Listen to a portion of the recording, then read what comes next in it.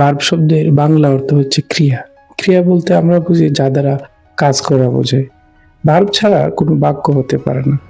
যেরকম Roni rights a letter, এখানে rights হচ্ছে ভার্ব। বাংলা বাক্যে অনেক সময় ক্রিয়াপদ উজ্জ থাকে, যেমন আমার নাম রানা। যখন আমরা এটাকে ইংলিশে বলতে যাই তখন মাই নেম ইজ রানা, এখানে ইজ হচ্ছে ভার্ব। এটাকে যদি আমরা বাংলায় ট্রান্সলেট করি, আমার নাম হয় রানা, এখানে হয়টা হচ্ছে ভার্ব। সুতরাং আমরা বুঝতে পারছি অনেক ক্ষেত্রে ভার্বটা উজ্জ থাকে। বন্ধুরা, এখন আমরা দেখব কোন কোন কারণে ভার্বের রূপ পরিবর্তিত হয়। আমরা যদি দেখি, সাধারণত তিনটি কারণে ভার্বের রূপ পরিবর্তিত হয়। এক হচ্ছে পার্সন, দ্বিতীয় হচ্ছে নাম্বার, তৃতীয় হচ্ছে টেন্স। এখন আমরা শিখব কিভাবে পার্সনের কারণে ভার্বের রূপ পরিবর্তিত হয়। যেমন ডু একটি ভার্ব, যখন আমরা পাস্ট পার্সন দিয়ে এটা ব্যবহার করি, আমি কাজটি করি, I do the work. Second person, তুমি কাজটি করো, ইউ ডু দ্য ওয়ার্ক। যখন আমি থার্ড পার্সনের ক্ষেত্রে যাই, সে কাজটি করে, হি ডাজ দ্য ওয়ার্ক। এখানে আমরা দেখতে পাচ্ছি বেস ফর্ম হচ্ছে ডু ডু, আর এখানে আমরা যখন থার্ড পারসন ব্যবহার করেছি তখন এটা হয়ে গেছে ডাজ। ভার্বের শেষে ইয়েস বা ইয়েস যোগ হয়েছে।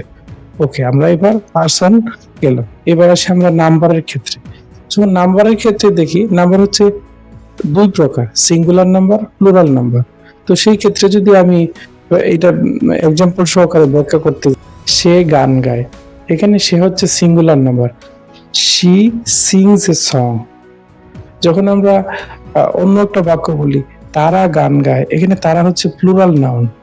তো সেই ক্ষেত্রে আমাদের ইংলিশ বাক্যটা হবে দে সিং এ সং। এখানে দেখতে পাচ্ছি সিঙ্গুলারে এস হয়েছে, প্লুরালে গিয়ে এস হয়নি, শুধু সিং হয়েছে। এখানে আমরা দেখতে পাচ্ছি যে ভার্বের রূপটা পরিবর্তিত হয়েছে।